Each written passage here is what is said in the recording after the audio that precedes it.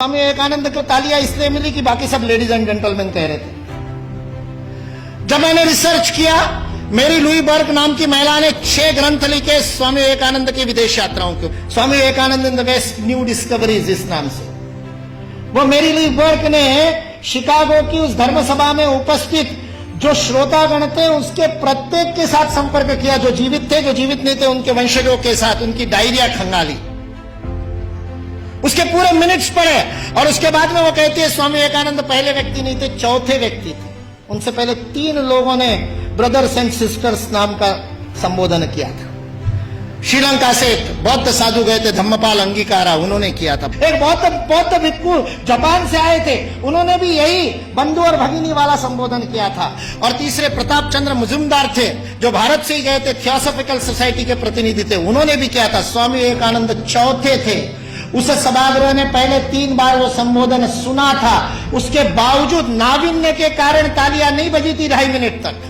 उसके बावजूद 2.5 मिनट तक तालियां बजी, क्योंकि वहां खड़े हुए व्यक्ति के अंदर वह भातृत्व का, वह बंधुत्व का, वह अपनत्व का, वह आत्मीयता का, मेरा कोई है, इस प्रकार का बोध उस वाणी के माध्यम से श्रोताओं के साथ जुड़ा था।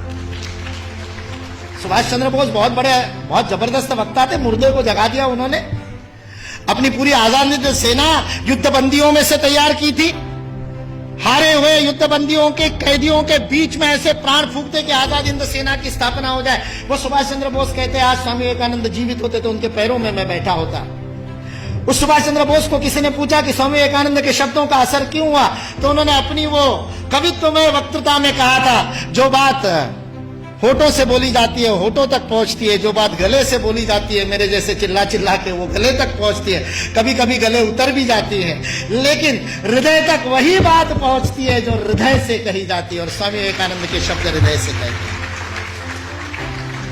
सारा 1.5 महीने का अपमान विष का प्राशन करने के बाद ये शिव वहां खड़ा होकर के कल्याण के मंत्र बोलता है और अमेरिका निवासियों को बहनों और भाइयों कह करके बोलता है, जिन अमेरिका वासियों ने उसको खाने के लिए नहीं दिया था, दर दर की ठोकरें खाने पर मजबूर कर दिया था, यू ब्लैक गेट आउट कह करके जिसका हर दरवाजे पर स्वागत हुआ था, 1.5 महीने तक अपमान सहने के बाद उस अपमान के विष को पी करके भारत का हिंदुत्व का सच्चा प्रतिनिधि, जिसने गर्व से कहो हिंदू है, उस दिन 11 सितंबर को पहली बार बोला था कि मैं गर्व से कहता हूं कि उस हिंदुत्व का मैं प्रतिनिधि हूं। बस स्वामी विवेकानंद सच्चे अर्थ में प्रतिनिधित्व करता है और उस पूरे सभागार को ही नहीं, पूरी अमेरिका को अपने भातृत्व बोध से बोधित करता है।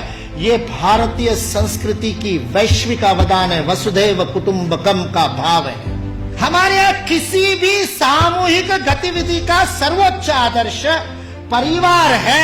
यदि आप अपने संस्था में परिवार का भाव स्थापित नहीं कर सके तो उस संस्था का नेतृत्व करने का आपको अधिकार नहीं है। यह भारत का बोध है। मैं कहता हूं ये कुछ नहीं बिगाड़ सकते, ये विकृति फैलाने वाले कुछ नहीं बिगाड़ सकते, क्योंकि इस देश का समाज जीवंत समाज, और जो शरीर जीवंत होता है उसके नाक में धूल का कण जाता है तो छींक मार करके भगा देता है। भारत ने भी छींक मार दी तो भाग गए बेचारे, कहां जाएंगे। और आज जिस बात के ऊपर हंसते थे उन सारी बातों को स्वीकार करने के लिए विश्व मजबूर है, विवश है। एंगस मेडिसन नाम के एक अर्थशास्त्री को काम दिया गया सन 2000 में। जिस कालगणना की आप दोनों ने बात की, उस कालगणना में 1000 की गिनती बड़ी महत्वपूर्ण थी, क्योंकि बाइबल में लिख दिया कि 1000 वर्ष जब पूरे हो जाएंगे तो मिलेनियम पूरा होगा। और मिलेनियम का बाइबलिकल अर्थ है कि उस दिन वापस आएगा क्राइस्ट, और उसके बाद में सबका जजमेंट होगा और सबको कौन किसने पास में बैठेगा वो तय होगा, और जिसने नहीं माना होगा उन सबको जहन्नुम में भेज दिया जाएगा। 1000 साल बाद हुआ नहीं तो सबको लगा 2000 साल बाद होगा। इसलिए 2000 बड़ा महत्वपूर्ण वर्ष था।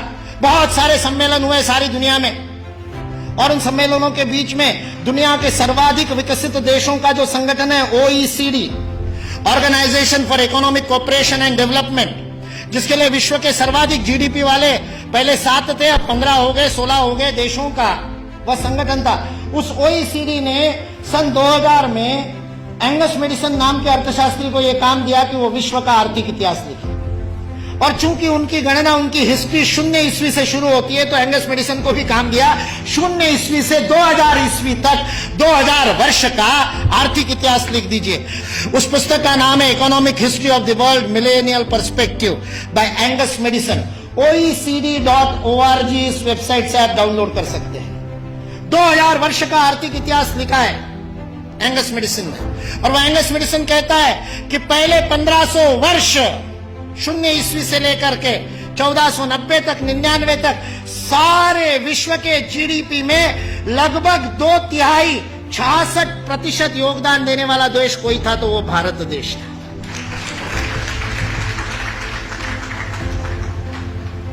मैं सोच रहा था, इतिहास का मैं विद्यार्थी हूं, आपके जैसा इतना अध्ययन तो नहीं किया, लेकिन मैं सोच रहा था ये 1500 से क्या संबंध है। तो पता चला वास्को दी गामा 1498 में आया था। और मतलब उसने भारत को खोजा, ऐसा हम लोग भी लिखते हैं, तो उससे पहले कोई गुम हो गया होगा। जो गुम हुआ भारत था वो विश्व के 2/3 जीडीपी को प्रोड्यूस करने वाला, और केवल प्रोड्यूस करने वाला नहीं, विश्व को समृद्धि का अवदान देने वाला, वितरण करने वाला। विल ड्यूरांड अमेरिकन इतिहासकार है, 11 खंडों में उसने लिखी है हिस्ट्री ऑफ सिविलाइजेशन। वह विल ड्यूरांड लिखता है सारे विश्व को संपदा का वितरण करने वाला कोई देश होगा तो वह देश भारत देश है। वितरण शब्द प्रयोग किया है, लेन देन नहीं, वितरण करने वाला देश। सारे दुनिया में हमारे व्यापारी जाते थे। वो वास्को दी गामा को भी हमारे ये गुजरात का व्यापारी, वास्को दी गामा ने अपनी डायरी में लिखा है, वो गुजरात का व्यापारी पानी के जहाज लेकर के उसको मिला साउथ अफ्रीका में। उसको तो भारत मिला नहीं था। इसने कहा अच्छा भारत खोज रहे हैं, चलो मैं ले चलता हूं। उसको मसाले भरने थे, इसने वो कालीकट गया, इसने वास्को दी गामा को कालीकट ले गया, नहीं तो भरूच ले आता गुजरात में।